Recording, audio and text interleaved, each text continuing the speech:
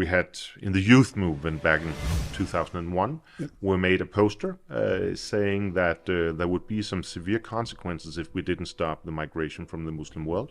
And for that, we were convicted back then. You were convicted for making the poster? Oh, yeah, we were. Two weeks of suspended jail in the youth movement back then. And the poster simply said that... There was a picture from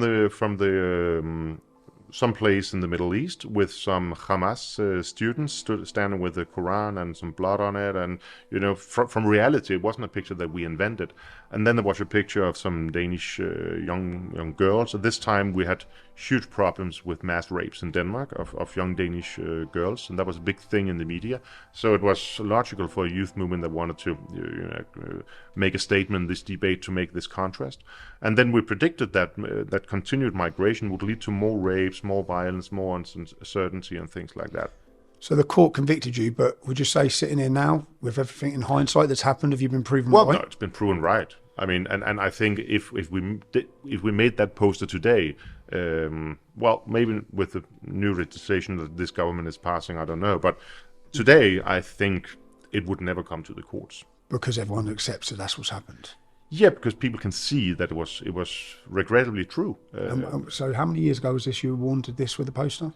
This, I think, was 2001, 2002. So it's. So if they would if people would have listened very early on, the amount of rapes, the amount of attacks, everything that's happened could have been avoided. They were warned. They were warned.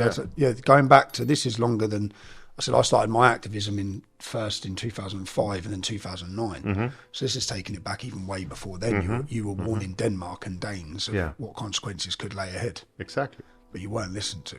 No. And in fact, you weren't listened to. You were silenced. Well, some listened, in all fairness, because in 2001, politically, there was a change where the Danish Peoples Party gained, I think, around 10% of the votes, my party. Yep. And which, of course, sent shocks through Europe. Not least because at that time we managed then to be the foundation for a new center-right government consisting of 3 parties, and we actually managed to introduce some pieces of legislation that today have become more or less standard in Europe, but at that time were severely criticized by the 24 years old rule, for instance, that you need to be 24 years old in order to have family reunification, that you need to have on average more connection to Denmark than another country. Things like that were introduced in order to limit.